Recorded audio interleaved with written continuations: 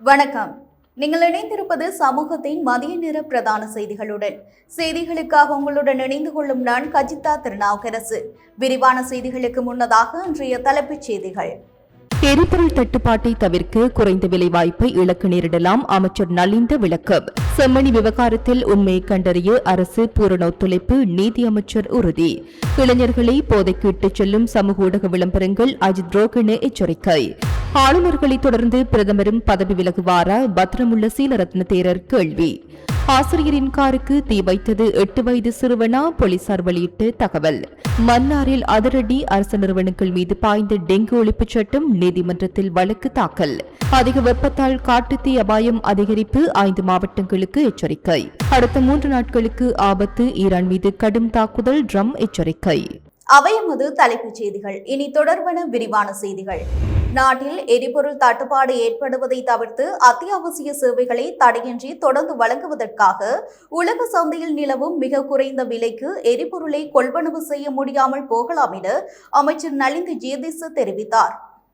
கொழும்பில் நேற்று நடைபெற்ற நிகழ்வு ஒன்றின் பின்னர் ஊடகங்களுக்கு கருத்து வெளியிட்ட அவர், மத்திய கிழக்கு நிலவும் பதற்ற நிலையால் உருவாக்கக்கூடிய எரிபொருள் தட்டுப்பாடு உள்ளிட்ட சவால்களை எதிர்கொள்வதற்காக அரசாங்கம் கடந்த பிப்ரவரி 27 முதல் மிகுந்த அவதானத்துடன் செயல்பட்டு வருவதாக குறிப்பிட்டார். நாட்டின் பொருளாதார நிலைமை படிப்படியாக சீரழித்து வரும் நிலையில் எரிபொருள், மின்சாரம் மற்றும் உரம் போன்ற அத்தியாவசிய சேவைகள் எந்தவித தடையுமின்றி தொடர்வதை உறுதிப்படுத்துவதே அரசாங்கத்தின் முதன்மை நோக்கமாக இருப்பதாகவும் அவர் தெரிவித்தார்.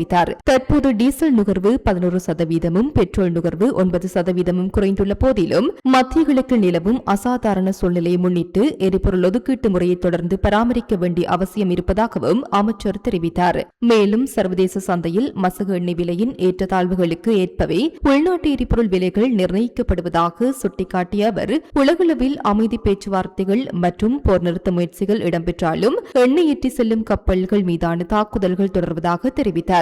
இதனால் நாட்டிற்கு எவ்வித தடையுமின்றி தொடர்ச்சியான எரிபொருள் விநியோகத்தை உறுதிப்படுத்த வேண்டிய அவசியம் இருப்பதால் உலக சந்தையில் நிலவும் மிக குறைந்த விலைக்கு எரிபொருளை கொள்வனவு செய்ய முடியாத சூழ்நிலைகள் ஏற்படக்கூடும் என அமைச்சர் நலிந்த ஜெயதிச மேலும் தெரிவித்தார்.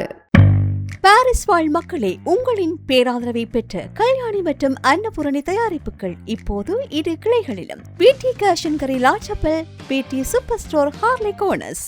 செம்மணி மனித புதைகுழி விவகாரம் உட்பட நாட்டின் அனைத்து பகுதிகளிலும் காணாமல் போனோர் தொடர்பான உண்மை தன்மையை கண்டறிவதற்கு அரசு தரப்பிலிருந்து முழுமையான ஒத்துழைப்பு வழங்கப்படும் என்று நீதி அமைச்சர் சட்டத்தரணி ஹர்ஷனா நாணயக்கார தெரிவித்தார்.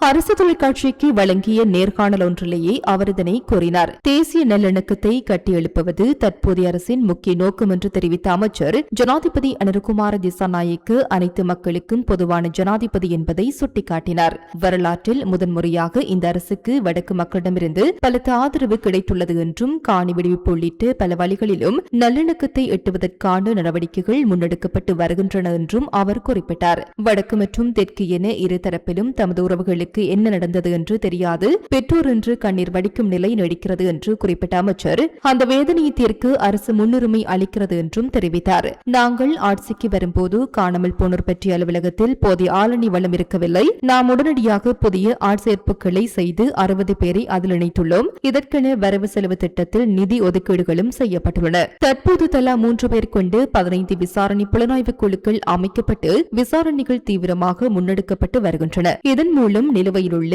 11,000 முறைப்பாடுகள் தொடர்பான விசாரணைகளை அடுத்த 2 வருடங்களுக்குள் நிறைவு செய்ய எதிர்பார்க்கின்றோம் என்றார். தற்போதைய காலகட்டத்தில் போதைப்பொருள் பாவனை ஒட்டுமொத்த சமூகத்தையும் சீரழிக்கும் பெரும் அச்சுறுத்தலாக மாறியுள்ளதுடன், நண்பர்களை விட இணையம் மற்றும் சமூக ஊடகங்கள் வழியாக பரப்பப்படும் தவறான விளம்பரங்களும் வழிகாட்டுதல்களுமே இளைஞர்களை போதை பழக்கத்திற்கு இட்டு செல்கின்றன என்று சிரேஷ்ட பிரதி போலீஸ் அதிபர் அஜித் ரோகண தெரிவித்துள்ளார். கொழும்பில் அரசு தொலைக்காட்சியில் ஒளிபரப்பான நேர்காணலில் கலந்து கொண்டு கருத்து தெரிவித்த அவர், முன்னர் நண்பர்கள் மற்றும் அறிமுகமானவர்களின் ஊடாகவே போதைப்பொருள் பழக்கம் பரவியிருந்த நிலையில் தற்போது சமூக ஊடகங்கள் மற்றும் இணையதளங்களில் இடம்பெறும் தவறான பிரச்சாரங்களே இளைஞர்களை அதிகளவில் பாதித்து வருவதாக குறிப்பிட்டார். இலங்கையில் 1979 ஆண்டளவில் இயற்கை சார்ந்த போதைப் பொருட்கள் அறிமுகமானதாகவும், தற்போது ரசாயன முறையில் தயாரிக்கப்படும் செயற்கை போதைப் பொருட்களின் பயன்பாடு பாரியளவில் அதிகரித்துள்ளதாகவும் அவர் அவர் தெரிவித்தார்.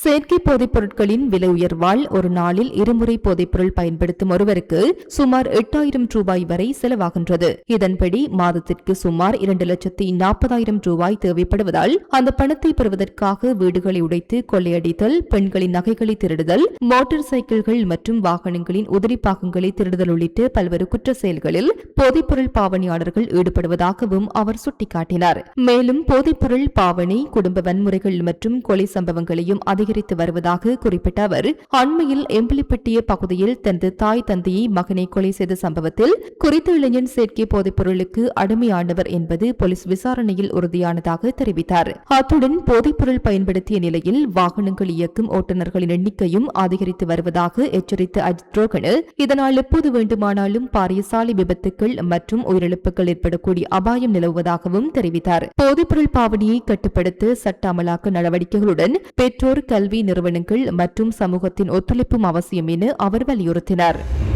மாகாண ஆளுநர்கள் ராஜினாமா செய்வதைப் போல தற்போதைய பிரதமரும் தனது பதவியை ராஜினாமா செய்வாரோ என்ற சந்தேகம் மக்கள் மத்தியில் எழுந்துள்ளதாக ஜனசெத பெரமுனா கட்சியின் தலைவர் பத்ரமுல்ல சீலரத்ன தேரர் தெரிவித்துள்ளார். கொழும்பில் அமைந்துள்ள கட்சியின் காரியாலயத்தில் நேற்று நடைபெற்ற உறவியலாளர் சந்திப்பில் கலந்து கொண்டு கருத்து தெரிவிக்கும் போதே அவர் இதனை தெரிவித்தார். மத்திய மாகாண ஆளுநர் தனது பதவியிலிருந்து விலகியமைக்கு சில தரப்பினரின் அழுத்தங்களே காரணம் என சந்தேகிப்பதாக தெரிவித்த அவர், அரசில் உள்ளவர்கள் அனைவரும் பதவிகளிலிருந்து விலகி நாட்டை விட்டு வெளியேறுவதற்கு வழிவகுக்க வேண்டும் என்றும் வலியுறுத்தினார். மேலும் அடுத்தடுத்து நியமிக்கப்படும் ஆளுநர்கள் எத்தனை நாட்கள் பதவியில் நீடிப்பார்கள் என்பது கேள்விக்குரிய என்றும் அவர் குறிப்பிட்டார். நகர அபிவிருத்தி ராஜாங்க அமைச்சரின் அண்மைய கருத்துக்கள் குறித்தும் சீலரத்ன தேரர் விமர்சித்தார். தங்களுக்கு இன்னும் அதிகாரம் வழங்கப்படவில்லை என்று கிராமங்களுக்கு சென்று கூறி வருவது அரசு மீதான நம்பிக்கையை சிதைக்கின்றது. அரசுக்கு முழு அதிகாரமும் இருக்கும் போது அதிகாரமில்லை என்று கூறுவது பொய்யானதாகும். இளமை காலத்தில் போராட்டம் நடத்தியவர்களுக்கு சிறிதளவு இன்னும் அறிவு இருக்க வேண்டும். போதைப் பொருட்களை உட்கொண்டுவிட்டு மேடைகளில் பேசுகின்றார்களா என்று கேட்க தோன்றுகிறது. இவர்களின் இத்தகைய பேச்சுக்கள் ஜனாதிபதியின் கௌரவத்திற்கு பெரும் களங்கத்தை ஏற்படுத்துகின்றன என்று அவர் சாடினார். இந்த சூழலில் மாகாண ஆளுநர்களைப் போல் கலாநிதியாக இருக்கும் தற்போதைய பிரதமரும் தனது பதவியிலிருந்து விரைவில் விலகுவாரோ என்ற பலத்த சந்தேகம் மக்கள் மத்தியில் நிலவுகிறது என்றும் அவர் மேலும் தெரிவித்தார். பாடசாலை வளாகத்தில் நிறுத்தப்பட்டிருந்த ஆசிரியர் ஒருவரின் சொகுசு காருக்கு 8 வயது சிறுவன் தீ வைத்ததாக சமூக ஊடகங்களில் வைரலாக பரவி வரும் காணொலி தொடர்பில் அந்த குற்றச்சாட்டை உறுதிப்படுத்தும் எந்தவொரு ஆதாரமும் இதுவரை கிடைக்கவில்லை என இலங்கை போலீசார் விளக்கம் அளித்துள்ளனர்.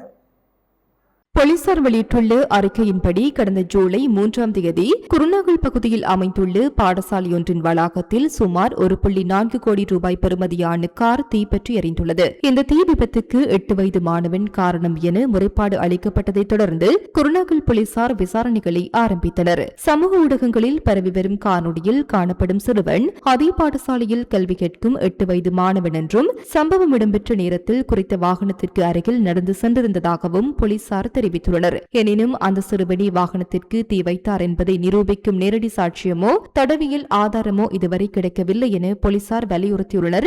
மேலும் இந்த விவகாரம் தொடர்பில் நீதிமன்றத்திற்கும் அறிவிக்கப்பட்டுள்ளதுடன் மேலதிக விசாரணைகள் தொடர்ந்து முன்னெடுக்கப்பட்டு வருகின்றன. தீ விபத்துக்கான உண்மையான காரணத்தை விஞ்ஞான ரீதியில் கண்டறிவதற்காக அரசாங்க பகுப்பாய்வாளர்களிடம் விசாரணை ஒப்படைக்கப்பட்டுள்ளதாகவும் போலீசார் தெரிவித்துள்ளனர். 2026ஆம் ஆண்டுக்கான கல்வி பொது தராதர பத்திர பரீட்சைக்கு தேசிய அடையாள அட்டை இல்லாவிட்டாலும் விண்ணப்பிக்க முடியும் என இலங்கை பரீட்சைகள் திணைக்களம் அறிவித்துள்ளது. குறித்த பரீட்சைக்கான விண்ணப்பங்கள் கடந்த 3/7/2026 தேதி முதல் நிகழ்நிலை முறையில் கோரப்பட்டு வருவதுடன் எதிர்வரும் 23/7/2026 தேதி வரை மட்டுமே விண்ணப்பங்கள் ஏற்றுக்கொள்ளப்படும் என தெரிவிக்கப்பட்டுள்ளது. தேசிய அடையாள அட்டை இல்லாத பாடசாலை விண்ணப்பதாரிகளுக்கான விண்ணப்ப நடைமுறைகள் தொடர்பான விசேட அறிவுறுத்தல்கள் பாடசாலை அதிபர்களுக்கு வழங்கப்பட்டுள்ளதாக பரீட்சைகள் திணைக்களம் குறிப்பிட்டுள்ளது. அதேவேளை தேசிய அடையாள அட்டை இல்லாத தனிப்பட்ட விண்ணப்பதாரிகள் தங்களது பாதுகாவலரின் தேசிய அடையாள அட்டை எண்ணை பயன்படுத்தி பரீட்சைக்கான விண்ணப்பத்தை சமர்ப்பிக்க முடியும் என்றும் அறிவுறுத்தப்பட்டுள்ளது. தேசிய அடையாள அட்டை இதுவரை பெறாதிருப்பது தனிப்பட்ட விண்ணப்பதாரிகள் பரீட்சைக்கு விண்ணப்பிப்பதில் எவ்வித தடையும் அல்ல என பரீட்சைகள் திணைக்களம் உறுதிப்படுத்தியுள்ளது. எனவே அனைத்து விண்ணப்பதாரிகளும் 23/7/2026 தேதிக்கு முன்னர் தங்களது விண்ணப்பங்களை நிகழ்நிலை முறையில் சமர்ப்பிக்குமாறு கேட்டுக் கொள்ளப்பட்டுள்ளது. மேலும் எந்தவொரு காரணத்திற்காகவும் விண்ணப்பங்களை சமர்ப்பிக்கும் இறுதி திகதி நீடிக்கப்பட மாட்டாது என இலங்கை பரீட்சைகள் திணைக்களம் வலியுறுத்தியுள்ளது. Blue ocean group of companies இலங்கையின் வளர்ச்சியோடு உங்கள் வாழ்க்கையையும் உயர்த்துகிறோம்.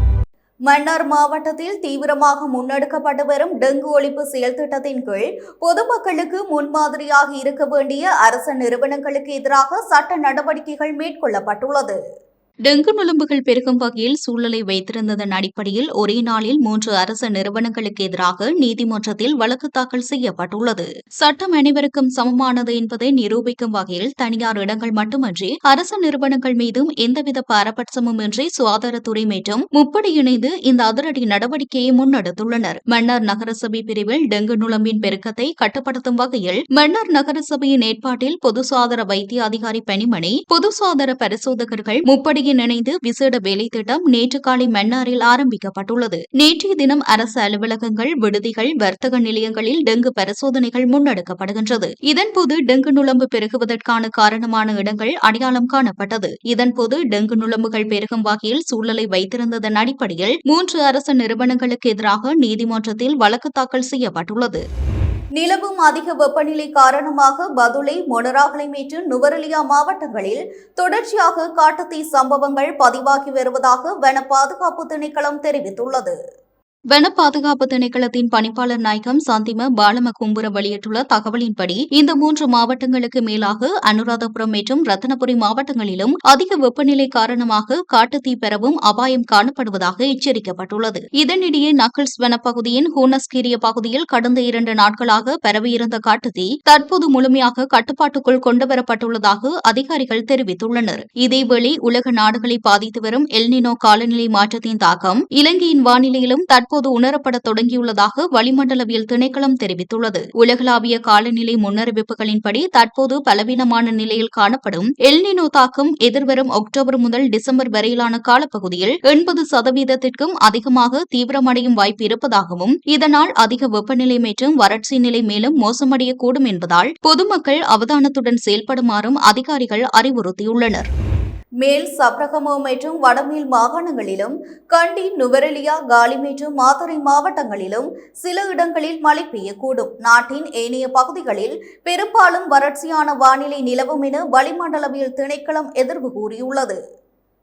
வடக்கு, வடமத்திய மற்றும் வடமேல் மாகாணங்களிலும் மாத்தளை, அம்பாந்தோட்டை மற்றும் திருகோணமலை மாவட்டங்களிலும் அவ்வப்போது மணிக்கு 40 முதல் 50 கிலோமீட்டர் வேகத்தில் பலத்த காற்று வீசக்கூடும். ஹம்பாந்தோட்டையிலிருந்து பொத்துவில் வரையிலும், கட்பெட்டியிலிருந்து மன்னார் வழியாக காங்கேசந்துறை வரையிலும் உள்ள கடல் பகுதிகளில் காற்றின் வேகம் மணிக்கு 40 முதல் 50 கிலோமீட்டராக இருக்கும். இது சில வேளைகளில் மணிக்கு 50 முதல் 60 கிலோமீட்டர் வரை அதிகரிக்கக்கூடும். தீவை சுற்றியுள்ள ஏனைய கடல் பகுதிகளில் காற்றின் வேகம் மணிக்கு 30 முதல் 40 கிலோமீட்டராக காணப்படும். இது சில வேளைகளில் மணிக்கு 50 கிலோமீட்டர் வரை அதிகரிக்கக்கூடும். ஹம்பாந்தோட்டையில் இருந்து பொத்துவில் வரையிலும், கட்பெட்டியிலிருந்து மன்னார் வழியாக காங்கேசந்துறை வரையிலும் உள்ள கடல் பகுதிகள் சில வேளைகளில் கொந்தளிப்பாக காணப்படும். நாட்டை சுற்றியுள்ள ஏனைய கடல் பகுதிகள் சில வேளைகளில் ஓரளவு கொந்தளிப்பாக காணப்படும். புத்தளத்திலிருந்து கொழும்பு, காலி மற்றும் ஹம்பாந்தோட்டை வழியாக பொத்துவில் வரை நீண்டுள்ள கடல் பகுதிகளில் அலைகளின் உயரம் சுமார் 2.0 முதல் 2.5 மீட்டர் வரை அதிகரிக்கக்கூடும் என அறிவிக்கப்பட்டுள்ளது.